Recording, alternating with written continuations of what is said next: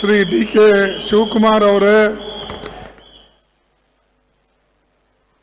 Doctor Sharan Prakash Patil ರೇ,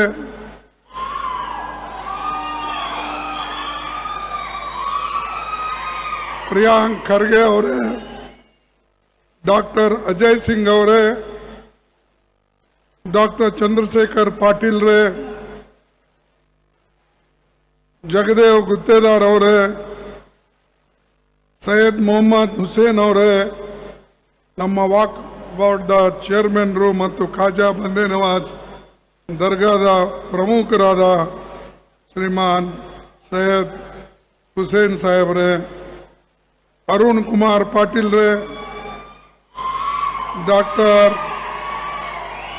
ಅಬ್ದುಲ್ ರಶೀದ್ ಅವರೇ,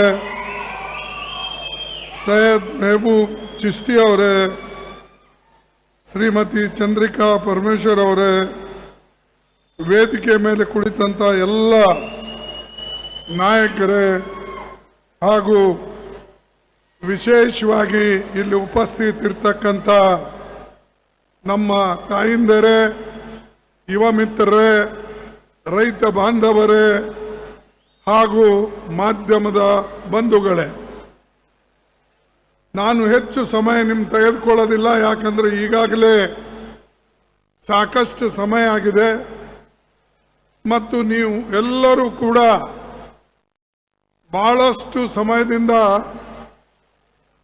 ಈ ಸಭೆ ಬಗ್ಗೆ ಕಾಯ್ತಾ ಇದ್ರಿ.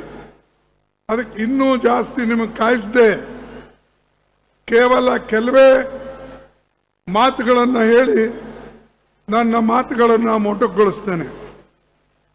ಬಂಧುಗಳೇ, ಸೇಡಂ ಕಾನ್ಸ್ಟಿಟ್ಯೂನ್ಸಿ ಇದು ಒಂದು ಬಹಳ ಮಹತ್ವವಾದಂಥ ಕಾನ್ಸ್ಟಿಟ್ಯೂನ್ಸಿ. ಇಲ್ಲಿ ಸುಮಾರು ಶರಣ್ ಪ್ರಕಾಶ್ ಪಾಟೀಲ್ರು ಸಾಕಷ್ಟು ಅಭಿವೃದ್ಧಿ ಕೆಲಸಗಳನ್ನು ಮಾಡಿದ್ದಾರೆ. ಹಾಗೆ ಅನೇಕ ಸ್ಕಿಲ್ ಡೆವಲಪ್ಮೆಂಟ್ ಸೆಂಟರ್ಗಳು ಮಾಡಿದ್ದಾರೆ. ಅದು ಅಲ್ಲದೆ ಸುಮಾರು ಈಗ ಹೊಸ ಕೆಲಸಕ್ಕೆ ಅಡಿಗಲ್ಲು ಸಮಾರಂಭ ಮಾಡತಕ್ಕಂಥದ್ದು ಕಮ್ಮಿ 600 ಕೋಟಿ ರೂಪಾಯಿ ಅದನ್ನು ಮಾಡ್ತಾ ಇದ್ದಾರೆ. ಜೊತೆಯಲ್ಲೇ ಹೊಸ ಕೆಲಸ ಆಗಿದ್ದನ್ನು ಉದ್ಘಾಟನೆ ಮಾಡ್ತಕ್ಕಂಥದ್ದು ಸುಮಾರು 688 ಕೋಟಿ ಅದನ್ನು,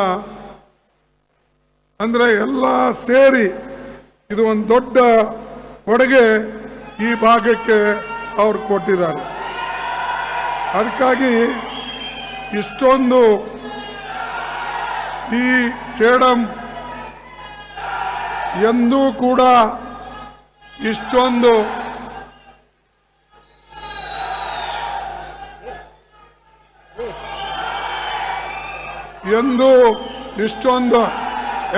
ಸುಮ್ಮನೆ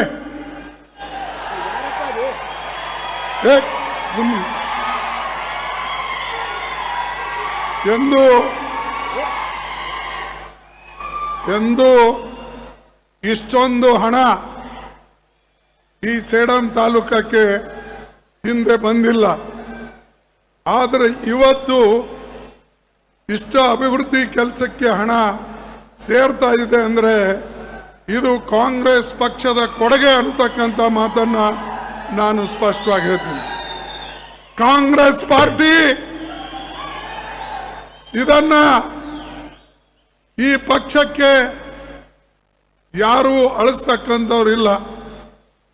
ಎಲ್ಲಿ ಹೋದಲ್ಲಿ ಹೇಳ್ತಾರೆ ಕೆಲವು ಜನ, ಬಿಜೆಪಿದವ್ರು ಇರ್ಬೋದು, ಕೆಲವು ನಾಯಕರು ಇರ್ಬೋದು. ಕಾಂಗ್ರೆಸ್, ನನಗೊಂದು ಘಟನೆ ನೆನಪು ಬರ್ತಾ ಇದೆ. 78ರ ಚುನಾವಣೆಯಲ್ಲಿ ನಾನು ಈ ಭಾಗಕ್ಕೆ ಗುರ್ಮಟ್ಕಲ್ನಿಂದ ಸೇಡಂಗೆ ಶ್ರೀಮತಿ ಇಂದಿರಾ ಗಾಂಧೀಜಿ ಅವರಿಗೆ ಕರ್ಕೊಂಡು ಬಂದಿದ್ದೆ. ಆವಾಗ ಅವರು ಬಹಳ ಕಷ್ಟದಲ್ಲಿದ್ದರು.